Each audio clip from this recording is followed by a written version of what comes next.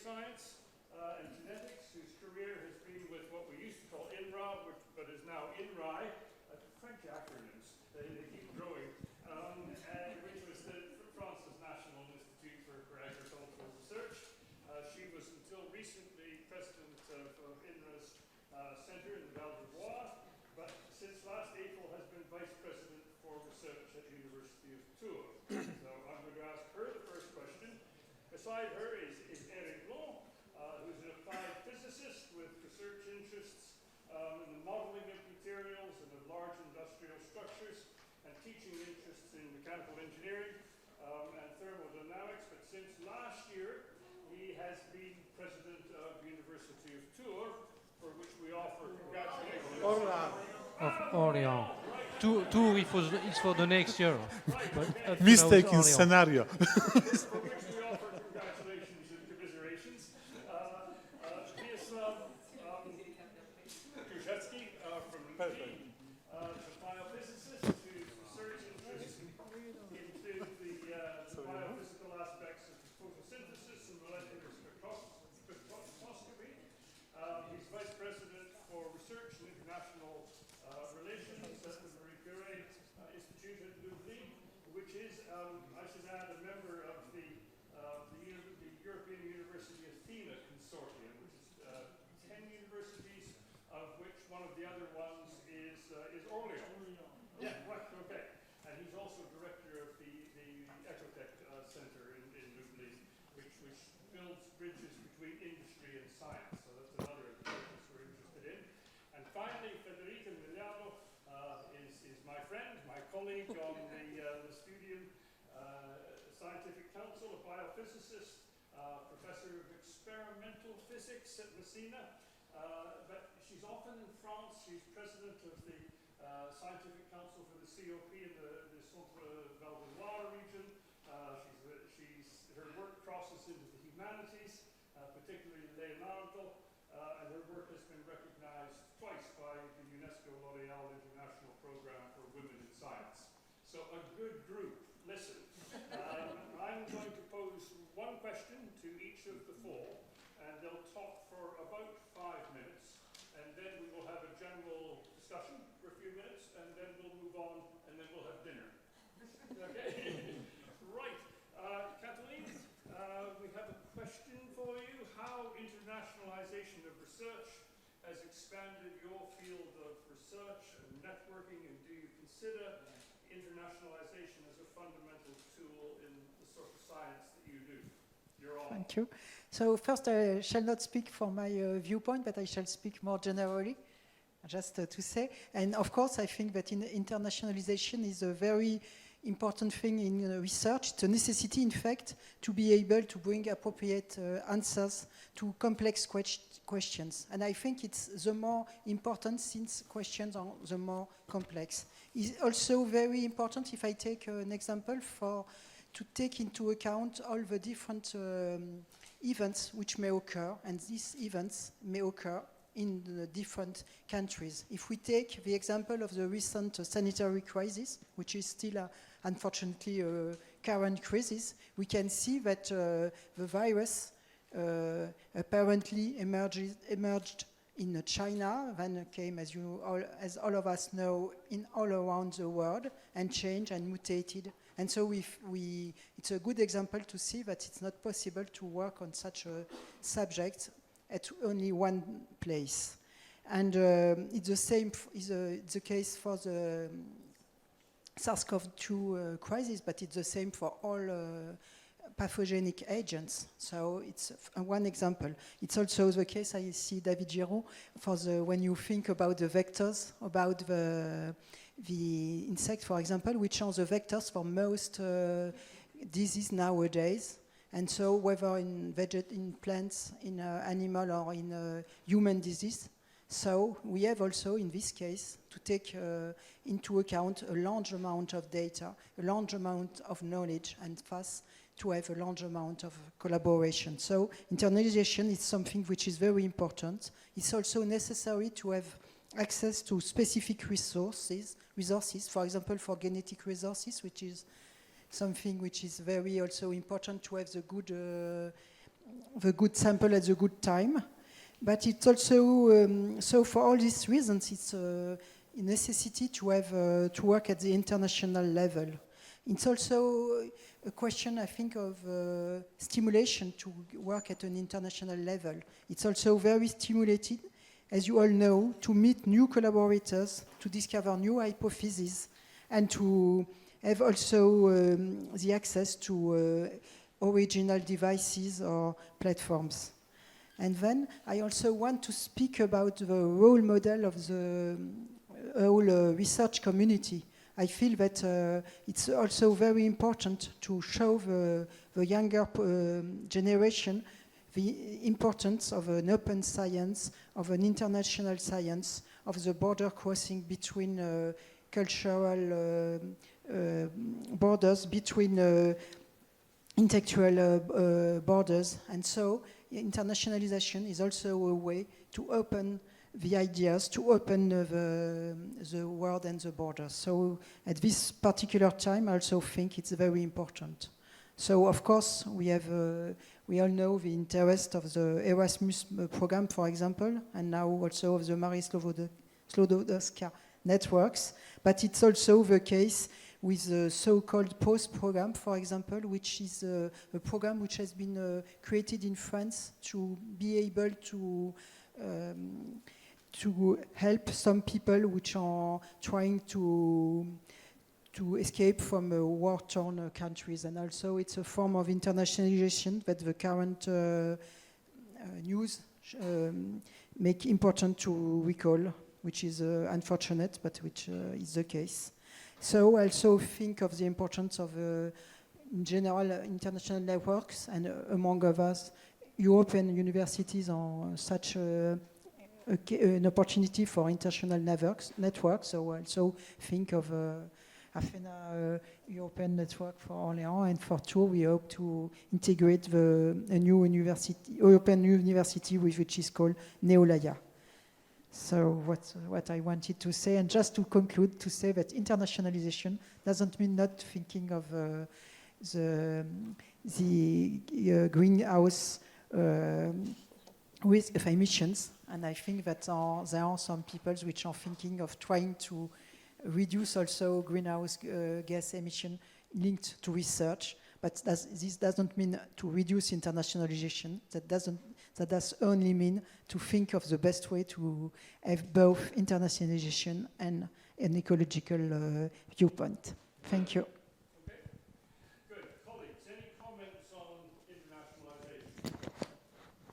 I would like to add something. I think that the international dimension belongs intrinsically to science and to knowledge in general terms. But science is a very diversified activity, and hence scientists are a very heterogeneous community. So it's possible to be a scientist without having international collaborations. I think that it's still possible. But such scientists miss important opportunities which are available to other scientists choosing differently. Choosing, for example, to be enriched by other cultures, choosing to be choosing in particular, above all, to question themselves. Just one sentence, because science and progress in science always has been a mission of our institution. But I think that now with internationalization is even it's very needed. We've got a war in Europe, Russia against Ukraine, and I think that the only way to show to young people that they are the same, that they can collaborate, and even more, they can make a friendship between them, is just to make academic exchange, common research projects, and things like that. So So it's I think another aspect of this internationalization. Good. Now, before I ask Erik, the next three speakers have in common some sort of technical terms, and I've asked Fede if she would say a few words for those of us that don't work in this kind of area about cross-fertilisation and interdisciplinarity. Yes, cross-fertilisation refers to cross people, ideas, disciplines, and to fertilization, which evokes the poetic action of sowing today, word, an idea, for harvesting tomorrow. New methods, approaches, disciplines also. So this is valid for in both professional and personal lives. And in my view, cross-fertilization is a win-win process. Because people can improve, sciences can be enriched, and disciplines can be enriched, and knowledge can advance. So nobody can lose. For interdisciplinarity, I spend my life in promoting interdisciplinarity in research and in education. So, in my view, interdisciplinarity in science it refers not only to new methods and techniques, approaches to be used in doing science, but also to research policies. That is networking, management, and evaluation. This is an important point. So we can, interdisciplinary researchers apply methods and approaches that usually are found in a specific domain for answering open questions in other domains, independently on their disciplinary origin. And in such a framework, evaluation of research and researchers is really important because we cannot try to put in a box someone or something that cannot be put in a box by definition, or that can be put in more than one box. This is the message. And finally, just to conclude, interdisciplinary in education means to train and to educate new generations to be ready and competitive in the current and future labor market, where new professional figures are interdisciplinary. That's very helpful. Erik, I've asked you to talk about how cross-fertilization of knowledge in terms of methodologies and approaches in order to facilitate the production of productive outcomes. Do you want to say a few words on that? Yes, we will try. So, first of all, cross-fertilization or interdisciplinary is quite the same if we have a look. The idea is that in research, to reach new results or new idea, we need to change our point of view. We need to change our observation. And to do that, it's not so easy because we learn how to work, we learn how to think, but we don't learn how to change our manner to think. It's really difficulty. And it is the main point of the cross-fertilization. When you decided to go to another countries and to work together with other colleagues from other cultures, they don't give the same manner of thinking. So you will learn how to change your point of view. And for the interdisciplinary, the goal is the same. The idea is not to change your subject. Your scientific subjects will be the same. You need 2 or 3 things to obtain really a good result. You need time, a lot of time, because it takes time to discover another manner of thinking, to exchange with people. We need also to have the chance, thanks to the Studiums, to meet really good researchers in their field, not necessarily in your field, but in their field. Because they will arrive with their own habits, their own tools, their own methods, and they can observe your field with their methods. And then you will really begin a cross-fertilization. And so for that, you need obviously some open mind in person, because you arrive with the volunteer to change your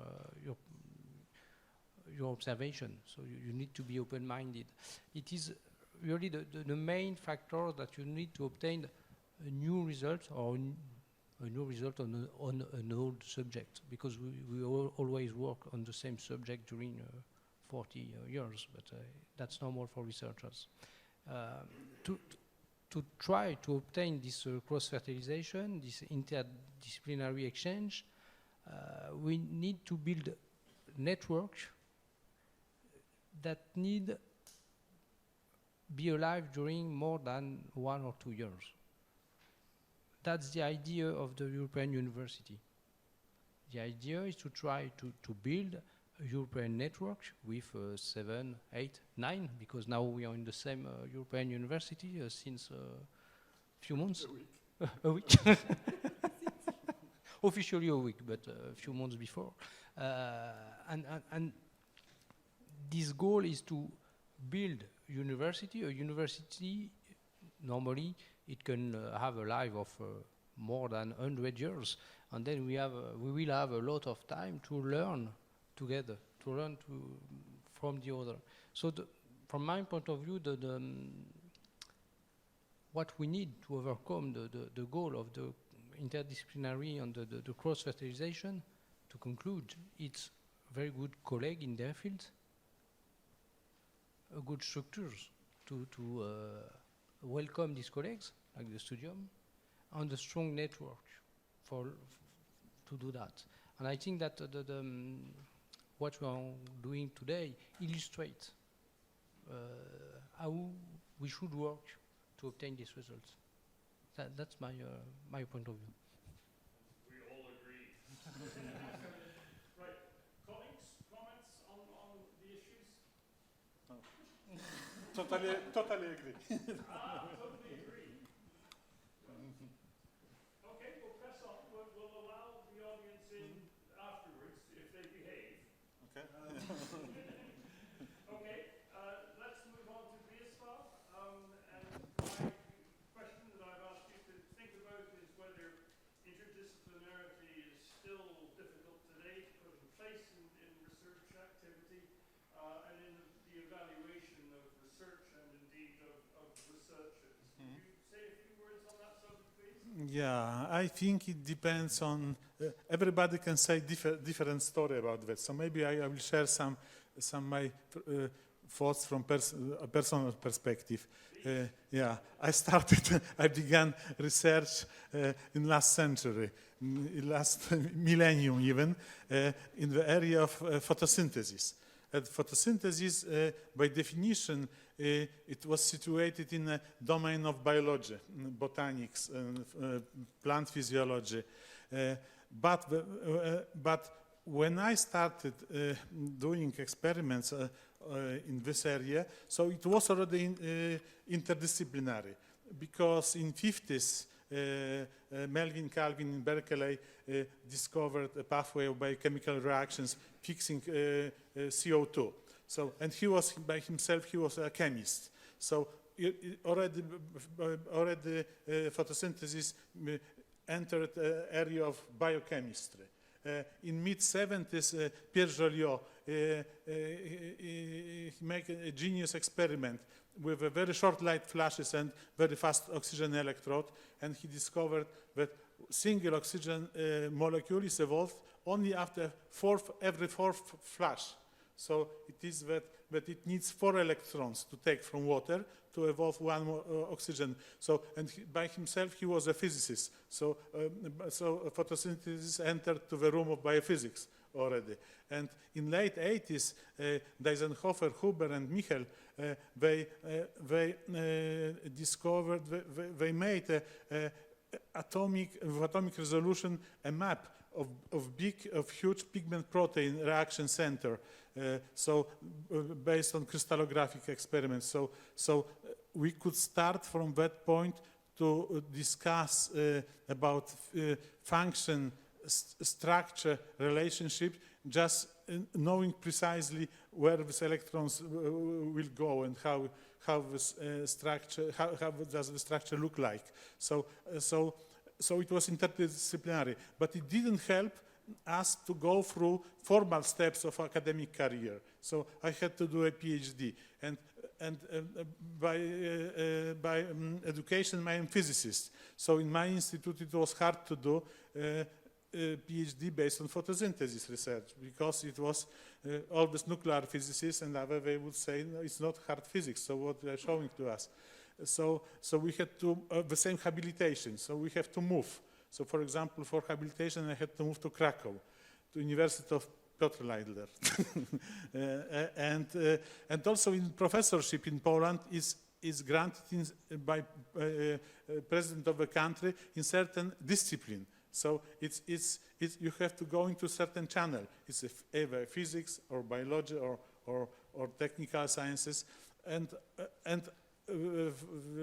biophysics was always in none of these places. So we had to really choose.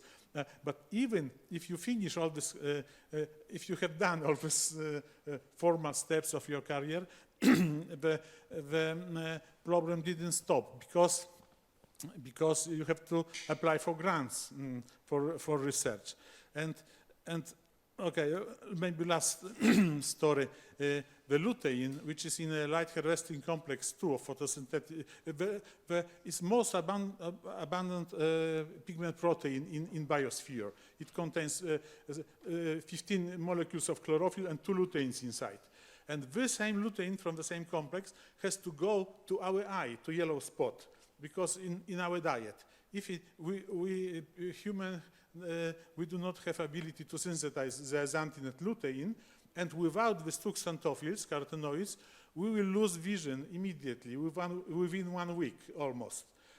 And 20% of us will suffer from age-related macular degeneration, AMD, in the years over 65, 70, let's say, because of this is closely associated with this lack of lutein in yellow spot in central part of our retina. And we knew a lot about xanthophylls from photosynthetic research, so we wanted to extend this research to retina, to vision science. So where to apply? We had a good record of publications in physics, in molecular physics, spectroscopy.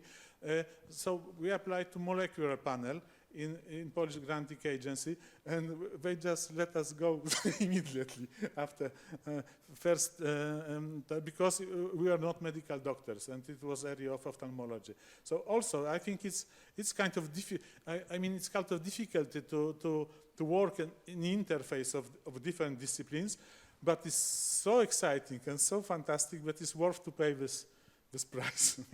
Right. Colleagues, any comments on interdisciplinarity? Yes, if I would like to provide 2 small examples.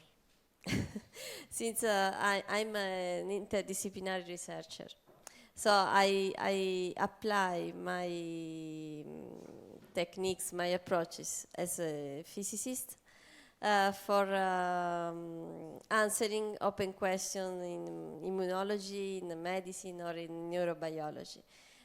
For example, just to give a concrete example, I obtained the first data, molecular data, by neutron scattering on the interaction between sugar, trehalose, and the protein aggregating in Parkinson's disease, alpha-synuclein. and also between sugar and the sugar triolose and the mycolic acids which are present in the outer membrane in Mycobacterium tuberculosis. This is an example. The second example is provided by Leonardo, since he's applied a physics law he formulated for water dynamics for describing the movement of people in narrow environments, successfully, evidently. And this is a great example because he was able to draw people as small balls, which are assimilated to the ideal small balls that are the H2O molecules. So he applies what we call today scaling laws. And this is, for me, this is interdisciplinarity.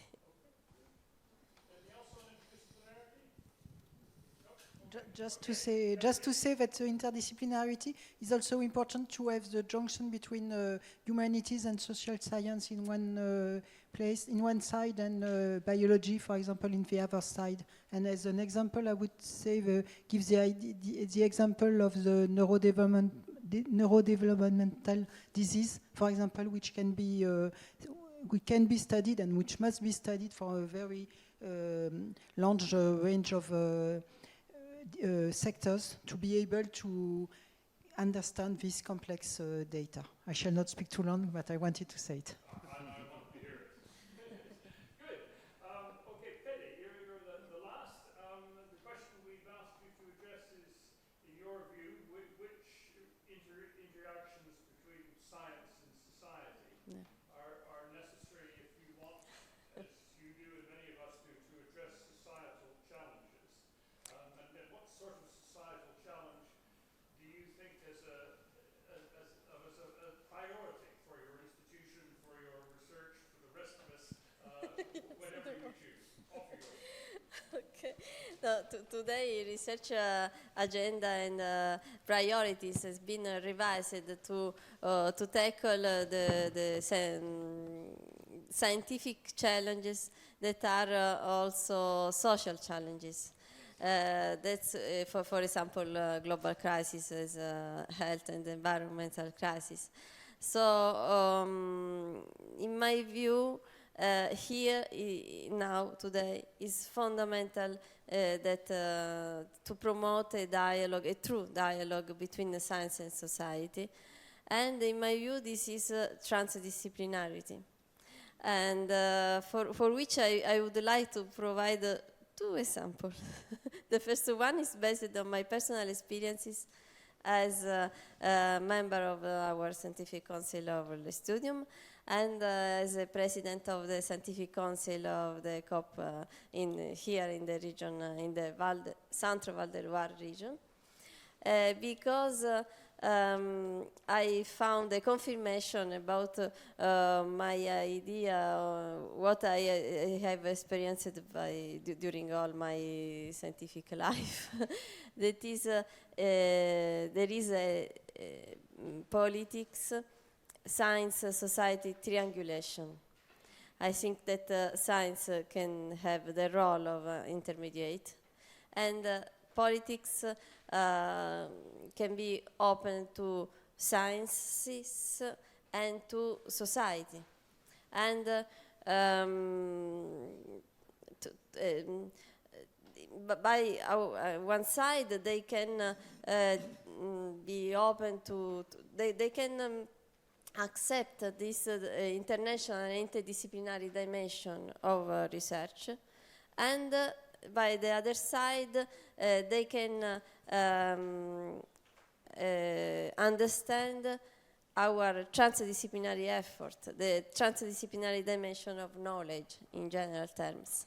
So Leonardo, again, I'm sorry, I'm his disciple. Never apologize for Leonardo.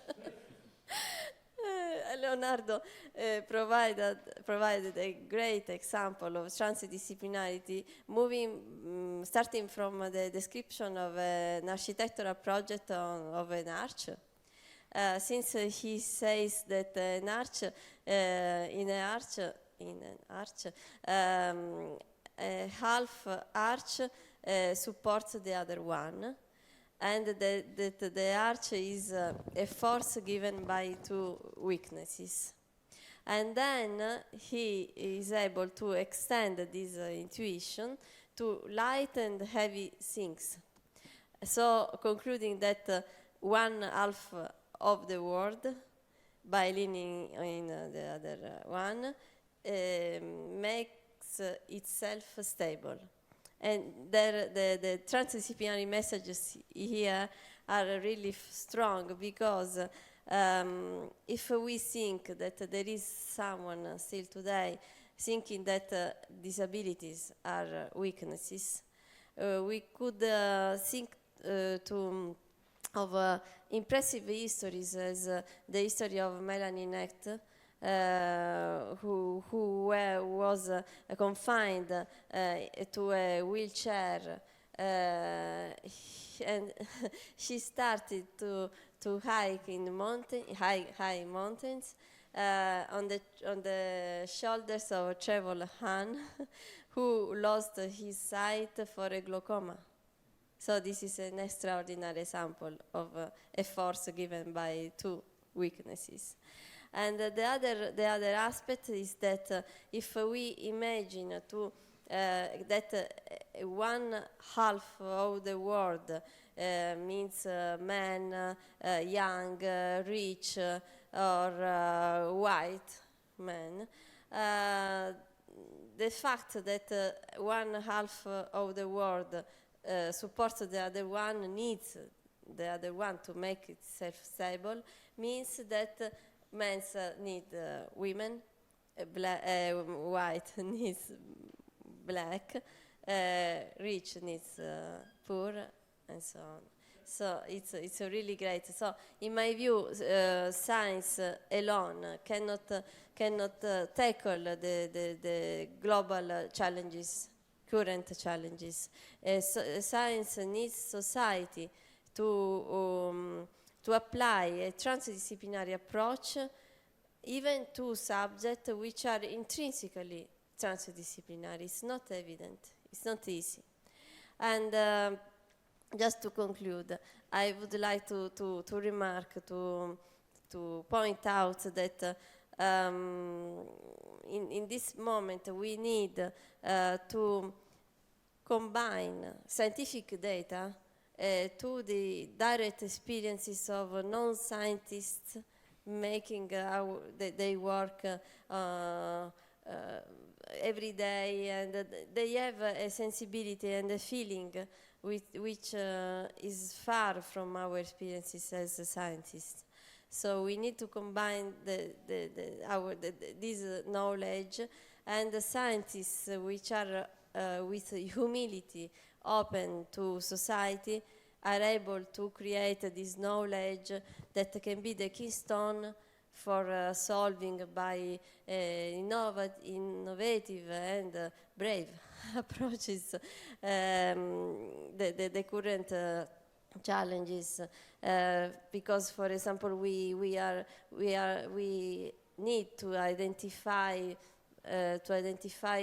innovative, adaptive solutions, to identify new transitions, and to make our economic system circular, social, and inclusive. And for that, science needs society. Society needs science, it's obvious. Thank you for that. Colleagues? Yeah, just an observation about the link between science and society. For me, there is another challenge, a really important challenge, is that I think that there is a short confusion in the society between science and technology, science and innovation, science and physics. And science is not only physics, is not only innovation, is not only technology. If we have a look on the question of the acceptability of the vaccine during the pandemic, yes. This is not a question of technology. This is not a question of chemistry. It is a question of human science. And I think that there is a huge challenge for academics to make understand by the society that science is not physics. Science is a manner to think, a manner to approach a subject, whatever is the subject. And there is a real challenge on this subject, because we always ask science to find technological solution. And it is not necessarily the good approach. But it is our challenge to convince the society that science is more than tools to find solution. It's really a philosophy. Do you think the standing of science has increased or decreased because of the vaccine issue that you're talking about? It not decreased because of the vaccine. I think that, as my colleague says, today everybody can access to all data. And the science is to be able to well understand and use this data. Not only to put the point on the line. That's easy, to draw a line, it's easy, but it is not science. And the science is really the philosophy that you use to approach all this data. And I think that today our society is not prepared to have so many data. It is not easy for everybody to have so many data and to know what to do with all this information.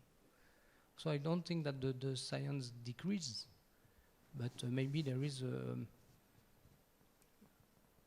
from my point of view, but really personal, we need to teach more to all to be able to have a society in capacity to really use all this information.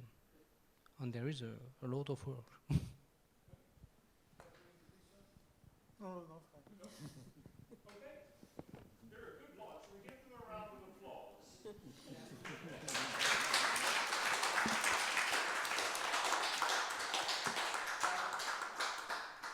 we carry on? I just had a quick question. You may have the honor of the first question. Yes. To our panelists, maybe to Professor Blond, who started to answer the question about cross-fertilisation and interdisciplinarity. You said that the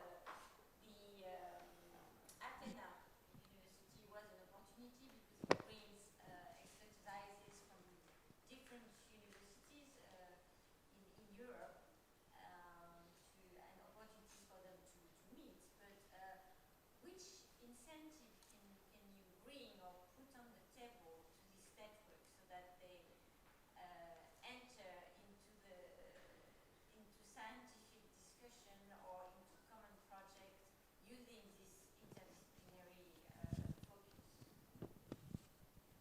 and not keeping them all to meet between specialists? I understand. The first step is always to meet between specialists because it's easiest. That's clear.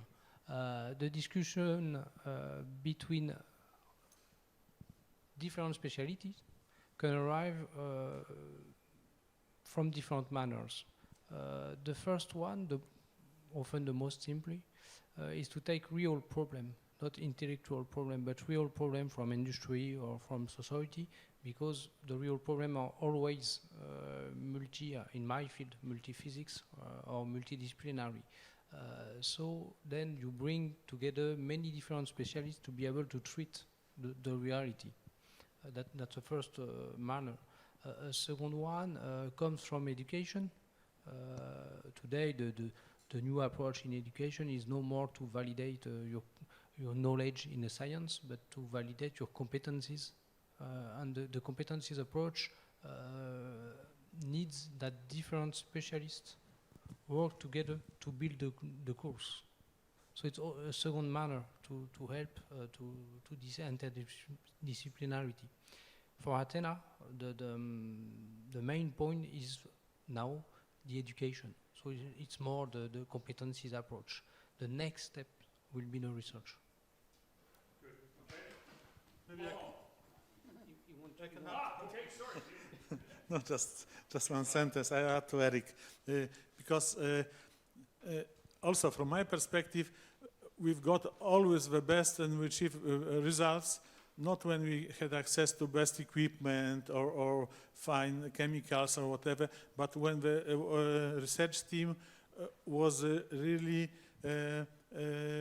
devoted to research, and everybody understood each other, even they had the same sense of humor or whatever. They just liked to be together day and night in laboratory. And I've been in the different consortia for research and for education.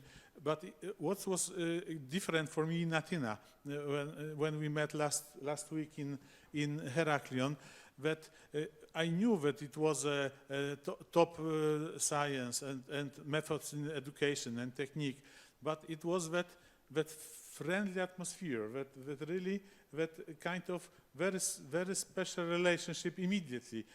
We were new, we didn't know anybody, and you could start about talking already on the second floor, not just from the beginning, and about different questions, also scientific problems, and it's also a platform to prepare a research proposal and to apply together or to exchange students. So I think that's also something very special about Athena. It's to your question.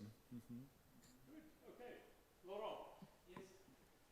Could you be more specific about the contribution for human and social science to this debate? I agree with Professor Blond. Science is not only physics or biology. How can we, I think, make this dialogue more intense? Because I have the impression that there is a growing gap between human and social sciences and what we call sciences. I agree that Leonardo da Vinci, 16th century, okay, but now it's human and social sciences may be very important projects, and they can discuss with other colleagues from other disciplines. So could you be more specific? How can we make this dialogue more intense and more fruitful? Is it possible or not? Colleagues? Say yes.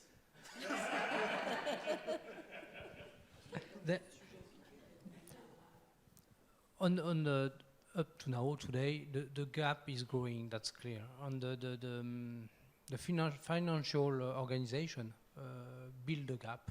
So that's totally clear. How to change that? First, the first manner is to propose to the colleague from human science to come to work in applied research at the beginning on scientific terms, such biology, for example, but with the human source point of view. There is such an idea in the project that you build in Tours, I remind, on neurology. Yes, for the neurodevelopment in neurology, so there is the point of view of the scientific from biology and the point of view of human science. But this first possibility, there's a risk. The risk is that the human science is only there for service, not for really research. You saw the difference. But it's a first point to start. And the next point, I think it's for us to sensibilize our politics that human science need to be developed as technological science, because we need them now. Yes. Yes, I feel that to have to work on a special and precise topic is a way to cross-fertilize and to develop collaboration. And I would say that for this example, which is a very specific example, but it works very well, and it's allowed to achieve very large innovation and improvement. Because, for example, at the beginning of the century, people thought that children suffering from autistic disorders, it was because of their mothers. While now we know that there are ways to cure them, to integrate them in the society. And this improvement were made by a large range of sectors. It would not have possible, I feel, without both social sciences and biological. So I think of this subject, but I feel there are other subjects. Of course, it's more difficult than it used to be.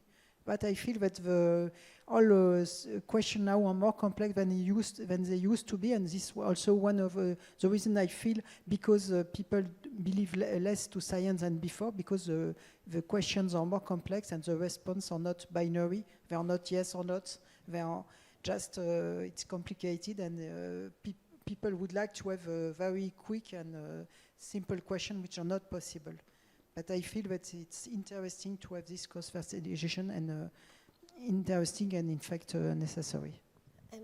May I? Just to answer your question, in my view, filling the gap is possible if we identify a common language. Because today, very often, someone thinks to have an interdisciplinary approach just because he takes some terms by another domain, and he use these terms in very often in an inappropriate way, also given us some new definitions. So I agree with you that we need to have a common language to fill the gaps, to have a true dialogue, to have a deep exchange. So I have one of these loud voices, so I'd like Roy and I'll begin. Okay, yes, go ahead.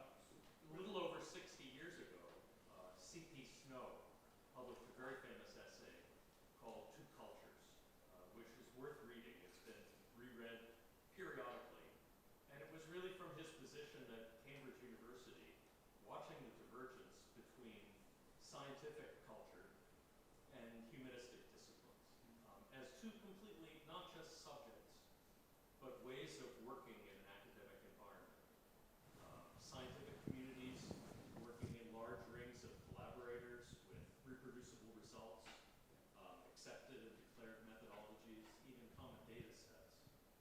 Whereas humanists rarely worked in any kind of collaborative publication project. We're more the quest model, perhaps, of revisiting previous claims, so not looking for reproducible results. And I suppose one of the things I'm interested in asking, in echoing this question is, have those cultures continued to be parallel and separate? What things might be keeping them apart? And what might be bringing them together? And then specifically, what do you view from the European context of universities? Because what C.P. Snow diagnosed is very characteristic of North American and of Anglo-American universities. I wonder how those things are changing and what roles Studium might have in at least making us more aware. So that is an asymmetrical kind of interdisciplinarity across the disciplines, is I suppose what I'm asking. And now I'll be quiet. No, it's a good question, Richard. You would be well qualified to answer it, but I'm going to ask in this direction. Any comments? I can. Just one short answer. You are totally right, because there are different areas not overlapped and even not tending to be overlapped. But I think this is a process, and it's a kind of evolution. Psychology already moved from the left side to right side. So experiments reproducible, and you can report data, and data are available to large scale of scientific society. And I think that definitely it will not be like that with philosophy, for example, but sociology, I think, is going to be next on this way to go to science with well-defined methodology.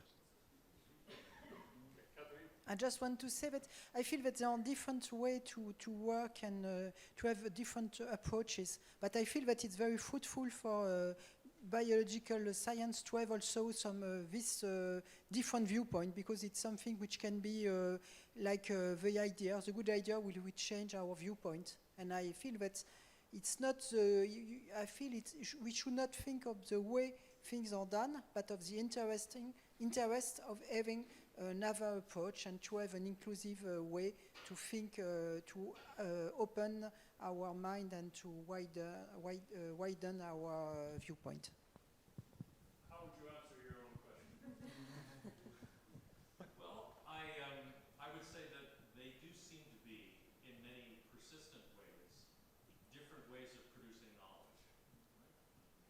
One is, as I mentioned before, I think C.P. Snow was right, reproducible knowledge, experimentation-based, and the other is based not around proof, but around persuasion.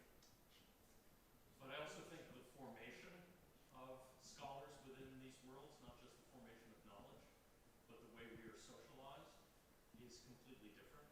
A postdoctoral fellowship in the humanities, at least in the United States, is a temporary teaching position. There are no, you don't work in a lab. There's no such thing as being in a laboratory, and yet for someone in the life sciences, that is the way you were formed. And then when we think about promotion and credentialing, if I send out to Gordon an article that's been written by 4 people on medieval English literature, he'll ask me which one actually wrote the article. Correct. It's not a thing that we're used to evaluating, right? And so I wonder about how those cultures would change. And I agree with what Eric said before, that I think the digital turn has considerably changed the way in which humanistic work is operating. And I think the way many fields like medieval studies is operating, that we are now seeing these kind of rings of collaborators, or accepted sets, or open texts of various kinds. And I think the cultures of academia have not caught up with the experimentation of the individual work that's being done. Okay, have we time for one more question? Yes, sure. Bill. No, maybe not questions. I don't have a good voice, so Okay, you have a microphone. Take 2 microphones.